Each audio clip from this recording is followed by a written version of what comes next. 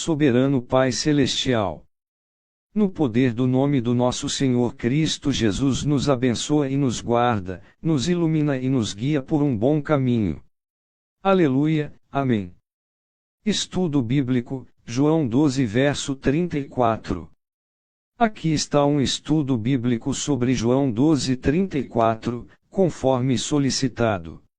Introdução: João 12 narra a entrada triunfal de Jesus em Jerusalém, um momento de aclamação pública que contrasta fortemente com a crescente oposição dos líderes religiosos.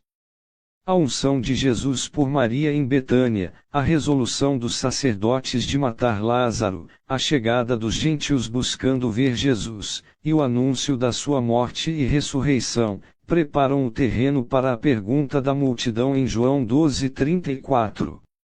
Este versículo encapsula a incompreensão do povo em relação ao plano divino da salvação através do sofrimento e morte do Messias. Eles esperavam um reino terreno e eterno, e não um Messias crucificado. Contexto histórico: a mentalidade do povo refletia uma expectativa messiânica predominante em sua época. Influenciados por interpretações seletivas das Escrituras e pelo anseio por libertação do domínio romano, muitos judeus esperavam um Messias poderoso que estabeleceria um reino político e militar. Eles interpretavam passagens sobre o reinado eterno do Messias, Isaías 9 versos 6 ao 7, Daniel 7 verso 14, de forma literal, desconsiderando as profecias que falavam sobre o sofrimento do Messias, Isaías 53. A ressurreição de Lázaro, mencionada anteriormente no capítulo, João 11, havia intensificado a crença de alguns em Jesus, mas também aumentou a hostilidade dos líderes religiosos, João 11 versos 47 ao 53. O termo levantado da terra era uma referência velada à crucificação de Jesus, compreendida por ele, João 12:33, mas enigmática para a multidão. A pergunta "quem é esse Filho do Homem?" demonstra a confusão sobre a identidade de Jesus. Interpretação: João 12:34 revela um ponto crucial no ministério de Jesus, o conflito entre as expectativas humanas e o plano divino. A multidão, arraigada numa compreensão carnal do Messias, não conseguia conciliar a ideia de um Messias que morreria.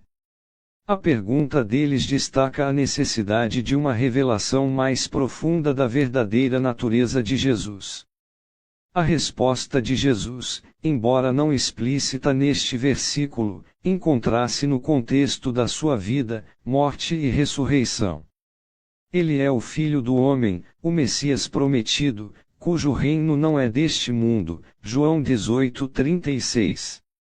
O levantamento da terra, a crucificação, não é o fim, mas o princípio da sua exaltação e da atração de todos os homens a si, João 12:32. Para o cristão de hoje, este versículo serve como um lembrete de que a fé genuína exige a submissão à vontade de Deus, mesmo quando essa vontade desafia nossas próprias expectativas e desejos. Requer uma compreensão de que o sofrimento pode ser parte integrante do plano redentor de Deus, e que a verdadeira vitória muitas vezes reside na aparente derrota. A declaração de Jesus sobre a luz que estará por pouco tempo com eles é um convite a aproveitar o momento presente para crer e seguir a luz que é o próprio Cristo. Veja as referências cruzadas. Isaías 53 verso 5, mas ele foi traspassado por causa das nossas transgressões, foi esmagado por causa das nossas iniquidades, o castigo que nos trouxe paz estava sobre ele, e pelas suas feridas fomos curados. Este versículo profético ilustra o sofrimento vicário do Messias, contrariando a expectativa de um rei terreno invencível. A multidão em João 12:34, ao questionar a necessidade do Filho do Homem ser levantado, demonstra sua ignorância ou rejeição desta verdade profética.